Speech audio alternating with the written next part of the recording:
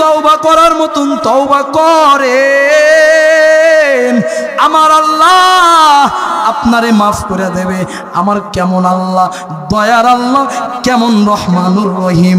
ওই রবের কাছে যদি আপনি একবার ক্ষমা চান, যদি মাফ করে দেয়, আবার যদি গুনাহ কইরা ওই রবের কাছে যদি আপনি তওবা করেন, আমার আল্লাহ রাগ করে না, গোসাও করে না। মুসলমান জোরে আওয়াজ দিয়া বলেন ঠিক কিনা? এই মুসলমানের মতন আওয়াজ দিয়া বলেন ঠিক কিনা? যদি দুনিয়ার সিস্টেম আপনাদেরকে বলি, কোন মানুষের কাছে যদি আপনি একবার ভুল করে যদি তওবা করেন বা মাপ চান, সে আপনাকে ক্ষমা করে দেয়। দুইবার ভুল করলে মাপ চাইলে ক্ষমা করে দেয়। তিনবার ভুল করলে মাপ চাইলে ক্ষমা করে দেয় খুবই কষ্টে। চারবার যদি দুনিয়ার কোনো মানুষের কাছে ভুল করে তার কাছে যদি ক্ষমা চান, খোদার কসম দিয়ে বলতে পারি ওই ব্যক্তি আপনাকে মাফ তো করবে না, উল্টা আপনাকে জুতা পেটা করবে। এই মুসলমান জোরে আওয়াজ দিয়ে বলেন ঠিক কিনা? কিন্তু ওই রবের কাছে যদি আপনি বারবার যদি তওবার নিয়তে তওবা করেন, রব যদি মাফ করে দেয়, আবারও যদি ভুল করেন, আবারও যদি তওবা করেন, আমার রব আল্লাহ কখনোই রাগ গোসা করে না। জোরে আওয়াজ দেখুন ঠিক কিনা? আল্লাহর কাছে যদি বান্দা যদি না যায়, কম যায়, আল্লাহ বেশি রাগ করে। কিরে আমার বান্দা আমার কাছে কেন আসে না? আমি তওবা, আমার রব, আমি আল্লাহ আমার বান্দাকে মাফ করে দেওয়ার জন্য সর্বদাই প্রস্তুত। কেন আমার বান্দারা আমার রবের নিকটে আসে না? জোরে জোরে বলেন আল্লাহু আকবার।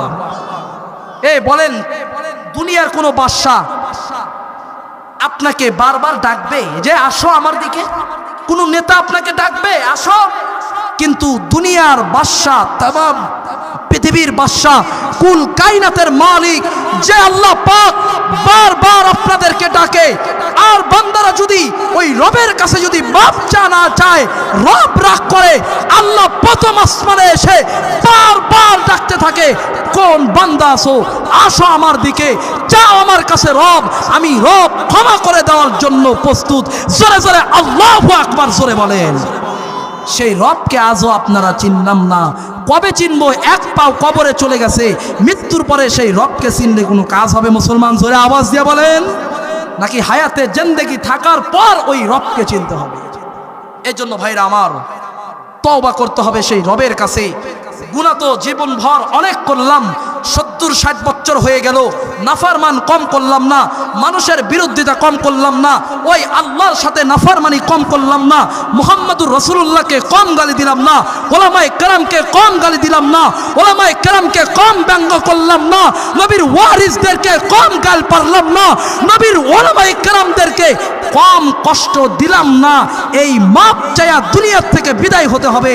ওলামায়ে কেরাম আল্লাহ আল্লাহ রাসূলের সাথে শত্রুতা করে, তাদের গালি দিয়ে যদি মৃত্যুবরণ করেন, জান্নাতে পৌঁছতে পারবেন না। মুসলমান জোরে আওয়াজ দিয়ে বলেন ঠিক কিনা? এই জন্য আমাদের মাপ চাইতে হবে রবের কাছে, মাপ চাওয়ার মতন চাইতে হবে, তওবায়ে নসুহা করতে হবে, রবের কাছে মাপ চায় মৃত্যুবরণ করতে হবে। আল্লাহ পাক আমাদের এই বয়ানগুলোর উপরে আমল করার তৌফিক দান করুক, আমিন।